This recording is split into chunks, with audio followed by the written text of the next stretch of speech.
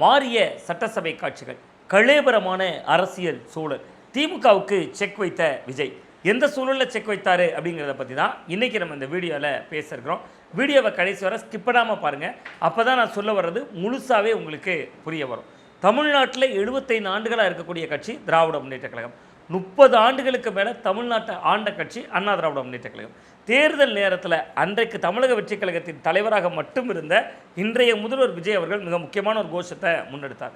திமுகவை பார்த்து பவள விழா பாப்பா அப்படின்னு இருந்தார். அண்ணா திராவிட முன்னேற்ற கழகத்தை களத்தில் இல்லாதவர்கள் அப்படின்னு விமர்சித்திருந்தார். அவர் சொன்னதுபடி கிட்டத்தட்ட 108 இடங்களில் ஜெயிச்சு தமிழக வெற்றிக் கழகம் தனிப்பெருங்கட்சியாகவும் வந்துருந்துச்சு. சட்டசபையை பொறுத்த வரைக்கும் வழக்கமாக திமுக ஸ்கோர் பண்ணுவாங்க. இந்த முறை சட்டமன்ற கூட்டத்தொடர் நடந்துட்டு இருக்கக்கூடிய நேரத்தில் தமிழக வெற்றிக் கழகம் ஸ்கோர் பண்ணியிருக்காங்க. அந்த வகையில் இது திமுகவுக்கு வைக்கப்பட்ட செக் அப்படின்னு பார்க்குறேன். என்ன செக் வைத்திருக்காங்க அப்படின்னு நீங்கள் பார்த்தீங்கன்னா, இது நாள் வரை கடந்த 4 ஆண்டுகளில் இதற்கு முன்பு இருந்த திராவிட முன்னேற்ற கழக அரசில், திராவிட மாடல் அரசில் கிட்டத்தட்ட ரொம்ப முக்கியமாக பார்த்தீங்கன்னா எப்பொழுதுமே ஆளுநருக்கும் திமுகவுக்கும் முட்டிக்கிட்டே இருக்கும். மத்திய அரசோட நிதி நமக்கு கிடைக்காது. கல்வி நிதி மறுப்புலேருந்து எல்லா விஷயங்களும் நிதி விஷயத்தில் முரண்பாடு இருக்கும். ஆளுநராக ஆர்.என். ரவி இருந்த காலகட்டத்தில் தமிழக அரசு எழுதி கொடுத்த விஷயங்களில் பல பகுதிகளை பேச மாட்டார். ரொம்ப குறிப்பாக பகுத்தறிவு பகலவன் அப்படின்னு நம்மளாம் கொண்டாடக்கூடிய பகுத்தறிவு பகலவன் தந்தை பெரியார் அவர்களுடைய பெயர் தொடங்கி பல வரலாற்று தலைவர்களுடைய பெயரை வாசிக்க கூட மாட்டார். இதெல்லாம் கடந்த கால விஷயங்களாக அணுகுமுறைகளாக இருந்தது. ஆனால் இந்த முறை சட்டமன்ற கூட்டத்தொடர் நடந்தப்ப முதல்ல ஆளுநருக்கும் தமிழக அரசுக்கும் இடையில் பரஸ்பரம் ஒரு நல்ல புரிதல் இருந்தது. அந்த புரிதல் எதுக்கு கை கொடுக்கும் அப்படின்னு பார்த்தீங்கன்னா, நீங்கள் அந்த புரிதலுடைய வாயிலாக நிறைய விஷயங்களை மத்திய அரசோட இணக்கமாக இருந்து விஜய் செய்து கொள்ளப் போகிறார் அப்படிங்கக்கூடிய ஒரு குறியீடாக தான் இதை நம்ம புரிந்து கொள்ள வேண்டியிருக்கு. நேற்று வரை ஆளுநரோட சண்டை. சரி, ஆளுநருக்கும் ஒரு சாட்டிஸ்ஃபைடு, தாவேக அரசுக்கும் அல்லது தமிழக மக்களுக்கும் ஒரு சாட்டிஸ்ஃபைடு. ஏன்னா கடந்த காலங்களாக திமுக ஒரு பெரிய விமர்சனத்தை முன் வச்சுக்கிட்டே வந்தாங்க. அந்த விமர்சனம் என்னென்னா, சட்டமன்ற மரபுப்படி நம்ம தமிழகத்தில் முதல்ல தமிழ்த்தாய் வாழ்த்து தான் பாடணும். ஆனால் ஆளுநர் அமைச்சர்கள் பதவியேற்ற விழாவில் ஜனகணமன பாடினார், வந்தே மாதரம் பாடுறாரு, 3வது இடத்துக்கு தான் தமிழ்த்தாய் வாழ்த்து தள்ளிவிடப்பட்டிருக்கு அப்படின்னு குற்றச்சாட்டை முன்வைத்தாங்க. ஆனால் இந்த முறை ஆளுநர் தமிழகத்தினுடைய சட்டமன்ற கூட்டத்தொடரில் முதல் நாள் ஆளுநர் உரை நிகழ்த்தினப்ப தமிழ்த்தாய் வாழ்த்து முதலில் பாடப்பட்டு விட்டது. அதற்கு பின்பு தான் ஜனகணமன பாடப்பட்டது. ஆனால் நிறைவு பகுதியில் ஜனகணமன வழக்கம் போல் பாடப்பட்டது. அப்போ 2 முறை ஜனகணமன பாடிட்டாங்க, தமிழ்த்தாய் வாழ்த்து ஒரு முறை தான் பாடினாங்க, ஜனகணமனுக்கு கூடுதல் முக்கியத்துவம் என்பதாக இப்பொழுதும் திமுகவினர் பேசுகிறாங்க. ஆனால் வந்தே மாதரம் போன முறை பாடப்பட்டது. இந்த முறை வந்தே மாதரம் பாடலை, பாடாமலேயே இன்றைக்கு சட்டமன்றத்தில் ஆளுநரிடம் எந்த சர்ச்சையும் இல்லாமல் முடிந்திருக்கிறது. ஒன்று. அப்போ ஆளுநர் விவகாரத்தில் திமுகவுக்கு ஒரு செக் வைத்திருக்காங்க. நேற்று வரை ஆளுநர் காட்டிய அணுகுமுறை ஒன்று. இப்பொழுது திமுக இல்லாத தாவேக அரசு ஆளுநர் ஒரு இணக்கமான சூழலில் இருக்காங்க. அதனுடைய பலன் மத்தியிலிருந்து வரக்கூடிய திட்டங்களை, இன்னொன்று மிக முக்கியமான இடம், எந்த ஆளுநரோடு திமுக முரண்பட்டதோ அதுபோன்ற வாசகங்களை ஆளுநரை வைத்தே படிக்க வச்சுட்டாங்க. மும்மொழி கொள்கை, கல்வி நிதி விடுவிப்பு, மத்திய அரசு பாரபட்சமான நிதியை கொடுக்கறது, எல்லா விஷயங்களும் தமிழர் நலன் சார்ந்த விஷயங்களை தாவேக அரசு எதையெல்லாம் எழுதி கொடுத்தாங்களோ அதை எல்லாவற்றையுமே ஆளுநர் வாசித்திருந்தார். இந்த இடத்துல தான் ஒரு செக் வைத்திருக்காருன்னு சொல்கிறீங்களே, அது என்ன செக் அப்படின்னு கேட்கலாம். ஆளுநர் இந்த நிகழ்ச்சியெல்லாம் முடிந்த உடனே தாவேக அரசை பாராட்டியிருந்தார். என்ன பாராட்டினார்? ஒரு இணக்கமான போக்கு இருந்தது, ஜனகணமனுக்கு உரிய முக்கியத்துவம் கொடுக்கப்பட்டது தேசிய கீதத்துக்கு. அந்த வகையில் முதலிலும் தேசிய கீதம் பாடப்பட்டது, முடிவிலும் பாடப்பட்டது, எனக்கு ரொம்ப ஆறுதல் அளிக்குது அப்படின்னு ஆளுநர் மக்கள் மாளிகையிலிருந்து அறிக்கையும் விட்டிருந்தார்.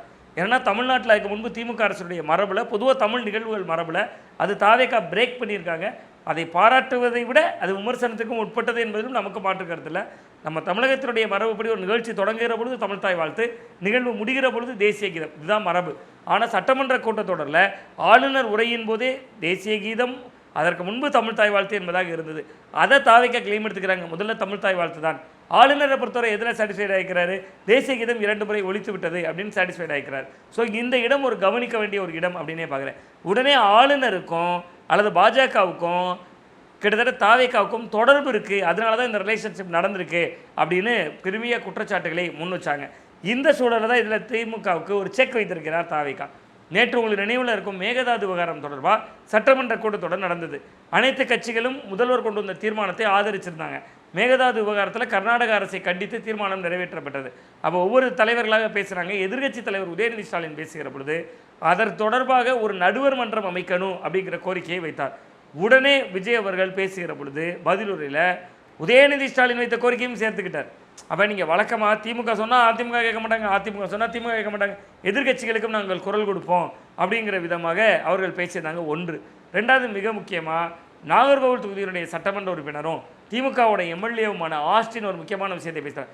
வாயை திறக்க மாட்டாருங்க சிஎம் விஜய், பேசவே மாட்டுறாருங்க அப்படின்னு கடுமையான விமர்சனங்களை முன்வைத்து பேசியிருந்தார்.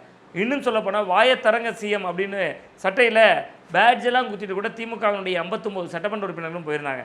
உடனே எழுந்த ஆதவ அர்ஜுனா ஆஸ்டின் அவர்கள் இப்படி பேசின உடனே எங்கள் ஒரு கூட்டத்தில் குளத்தூரில் எங்களுடைய முதல்வர் விஜய் அவர்கள் பேசியதால் தான் இவ்வளவு தூரம் நீங்கள் சட்டமன்ற தேர்தலில் தோல்வியே அடைஞ்சிங்க, முக ஸ்டாலின் அவர்களே ஜெயிக்க முடியலை, நேரம் வரும்போது பேசுவார் அப்படின்னு அதற்கும் செக் வைத்தாங்க.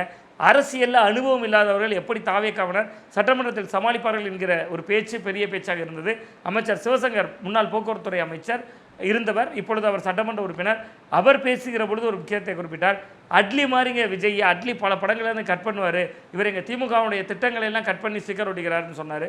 உடனே அதற்கும் எழுந்த ராஜ்மோகன், பாவம் விஜய் அவர்கள் சினிமாவை விட்டுவிட்டு அரசியலில் வந்து முதல்வரும் ஆகிவிட்டார், அரசியலில் இருந்த அண்ணன் சிவசங்கர் அவர்கள் இப்பொழுது சினிமாவை நோக்கி போய்விட்டார் என்று விமர்சனம் செய்தார்.